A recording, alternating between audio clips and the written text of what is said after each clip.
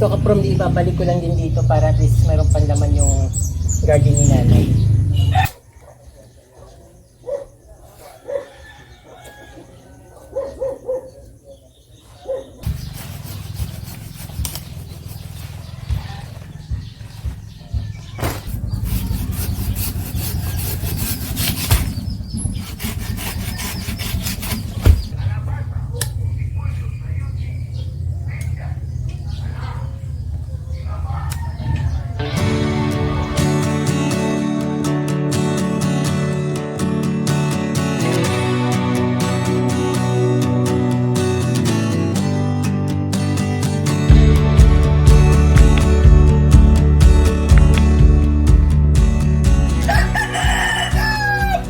Ayan po mga ka-Promdi, ipagpapatuloy ko na naman yung ginawa kong garden dito kay nanay. Medyo naging stable na siya ng konti. Ayan yung mga tinanim kong mga kutsarita. Umano na siya, parang stable na siya. Siguro may ugat na siya kasi panay ang ulan. So masyadong yung ulan talaga, masyadong abala sa buhay yung ulan. Wag naman yung talagang araw-araw kasi dito halos araw-araw umuulan. Pero malaking ginhawa rin yung ulan sa lahat kasi nakakaano siya ng pollution, mga usok, nakakaalis ba. Tapos siyempre nagdidilig ng halaman. Kaya lang pag araw-araw tapos sobrang lakas, halos wala nang nagagawa yung mga tao kundi magpatila ng ulan ba. So ayan yung mga pinutol ko dito, hindi pa rin siya rebranch, pero okay naman siya, hindi naman siya namamatay. Pero yung yung table plate na kulay dilaw, ayan meron na sila kaagad mga mga branch. Tapos yun, ito wala pa kasi matanda na ito, yung malaki, masyado nang malaki. Dapat nito tanggalin ko na yung iba kasi tumitikwas siya. Din ayun, okay naman siya at konting na lang, siguro dagdag ng halaman. Tapos ito sabi ni nanay ayaw niya raw itong nito kasi masyadong makapal. So iniisip ko kung alisin ko yung table plate diyan. Kasi maganda rin naman yung pag mas maganda kung maliit lang ito.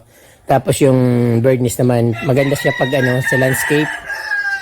Then ayun yung doon niya Carmen, doon na stable naman siya, hindi naman siya namamatay.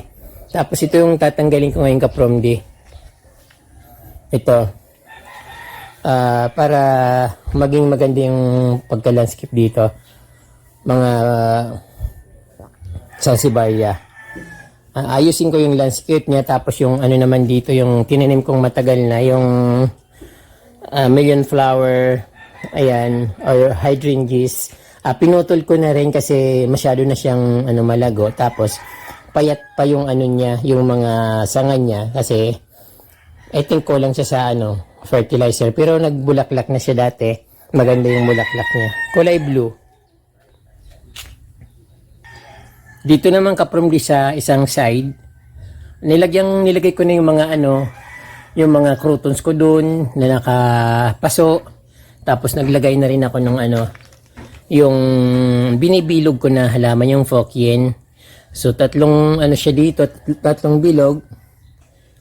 Iniisip ko pa kung magdadagdag ako ng halaman dito sa gitna, yung parang eugenia para mas maging makulay. So ayan, marami kasing sinampay, hindi ko lahat makunan, pero kung ano yung nakita nyo dati yung pa rin yun. Tapos yung nilagyan ko rin ng mga halaman. Yung nilagay ko ditong yung bromeliads, parang hindi siya okay dyan.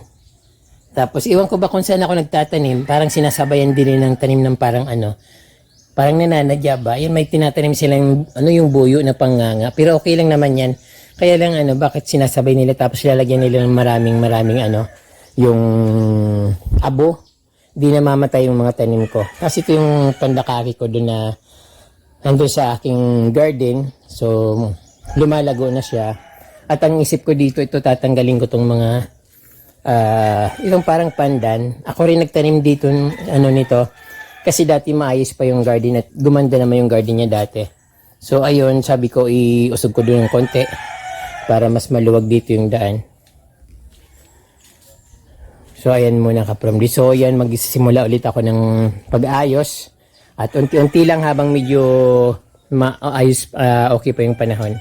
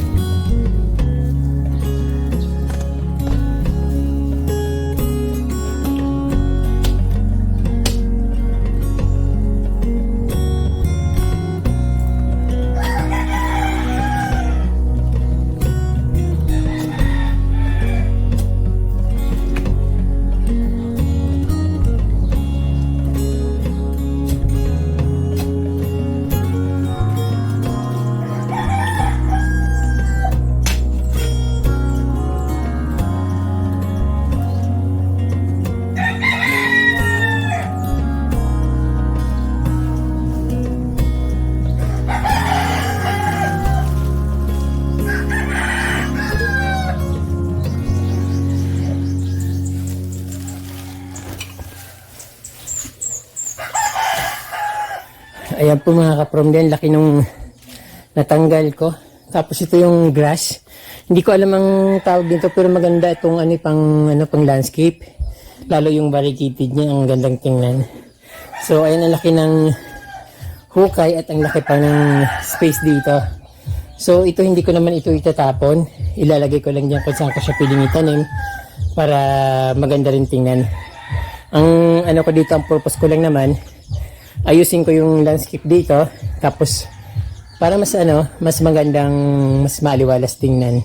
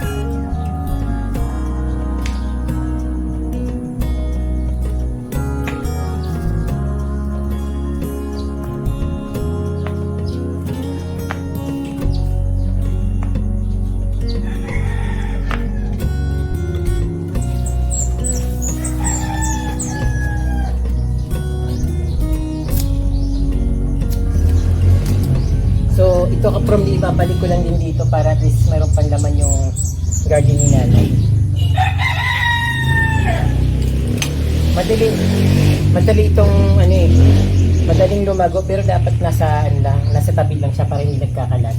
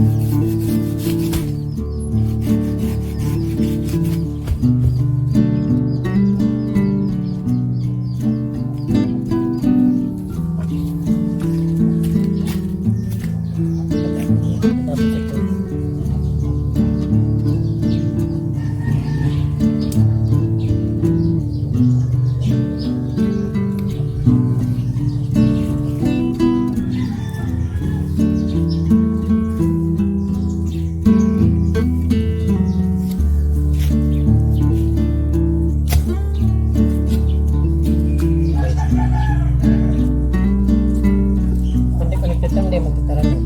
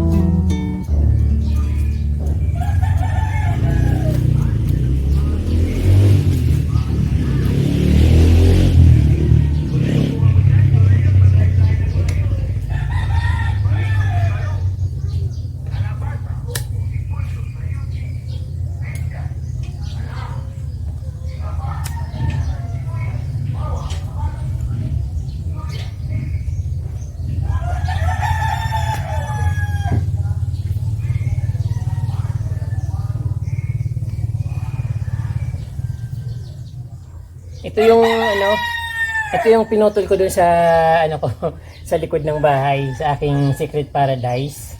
So sabi ko itabi ko tapos ilalagay ko dito. So kukunti nga pero okay lang ito kasi andito naman siya sa sa gilid. Tapos umano siya gumagano siya. Depende kung mahilig ka mag-trim, umano siya, gumaganda siya lalo pag tinitrim.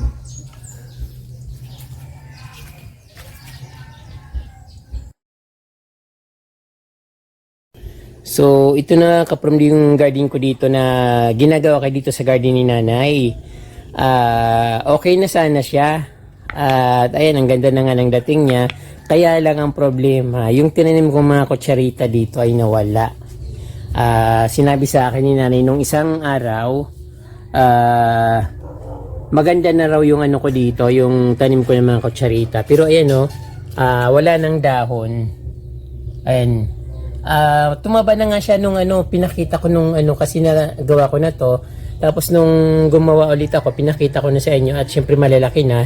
So ayan, ngayon after 3 weeks kapag di wala na siya. So yun pa naman sana yung ko, excited akong ipakita sa inyo ngayon para ayun makita niyo yung ginawa ko dito na gumanda talaga yung garden ni nanay. Ang problema, yun nga, nawala yung mga ginawa kong pang landscape na kutsarita dyan.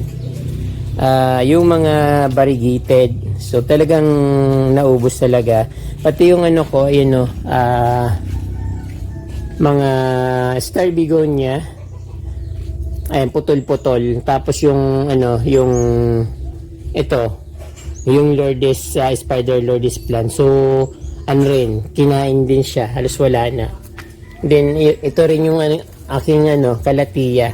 Inubos din yung dahon. So, expected ko na sobrang ganda na nito sana. So, katulad nito, maganda na sana siya.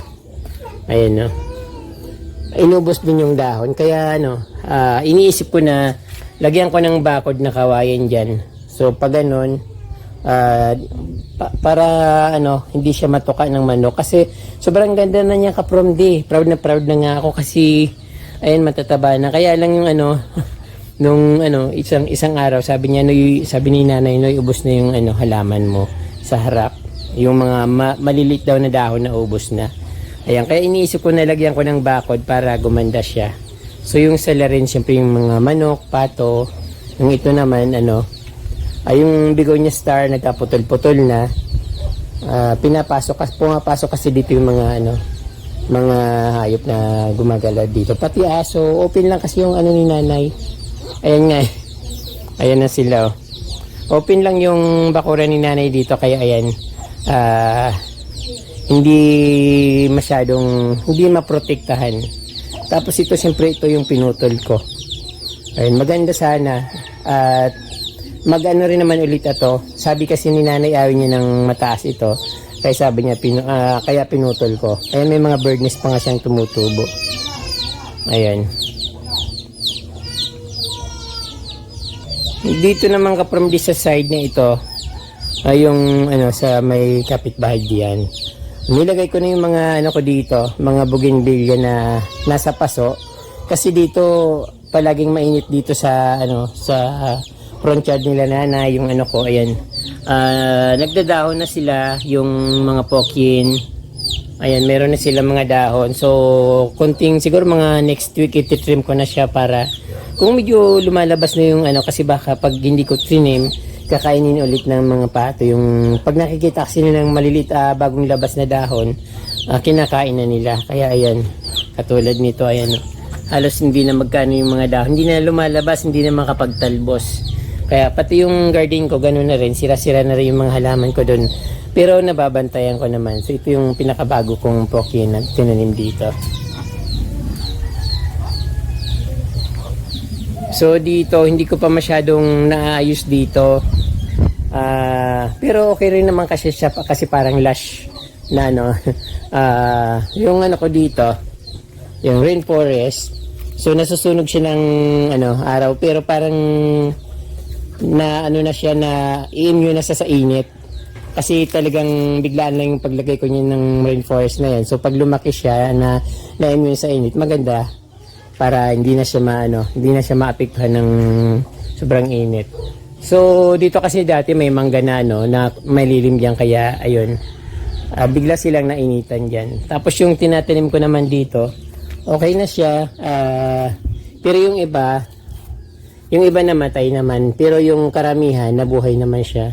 Ayun. So far, yun pala yung nagawa ko dito. So, konting lang naman dito, gaganda na siya. At maayos naman. Ang lang, naging problema yung kutsarita na kinain ng mga pato. Ayun, nilipat ko dito yung grass na tinanggal ko doon na sobrang laki. Okay naman siya dyan. Alam ko maganda yan pang landscape. At madali nga lang itong pagandahin kasi na siya magtanim lang ako ng iba pang dyan. Halaman, super ganda na yan. Tapos dito, ito yung bougainvillea ko doon. Nilipat ko dito, sabi ko mas maganda dito kasi nainitan siya ng almost 8 hours, more than 8 hours. Kaya sigurado magpa-flower yan dyan. Ayan. So yun ang garden dito ni nanay. Siyempre marami akong binabalak dito. Gusto kong maglagay ng mayana dyan. Kaya rin ang problema ko, yung mga pato na nakawala. Pwede rin yung eugenia plant, kahit 3 piraso. Para sa pagitan ng pokin, eugenia plants. So yun lang iniisip ko, kaya lang mahal din kasi yun, mga 200 pesos yung isang pot. Kaya hindi ko malagyan at hanggang isip na lang muna. So pansamantala ang nilagay ko diyan yung bougainvillea. Ayan, sana mag-flower siya. So yan po muna ka-from yung garden dito ni nanay.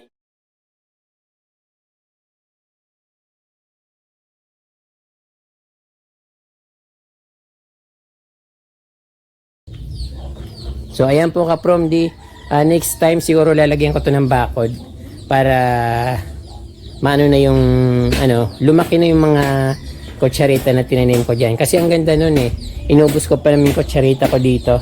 Sabi ko para gumanda. Ayan po, maraming salamat sa inyong panonood at huwag niyong kalimutan mag-subscribe at pindutin po yung notification bell para updated po kayo sa aking mga bagong post na videos. Maraming salamat. Muchas gracias. And Diyos mabalos.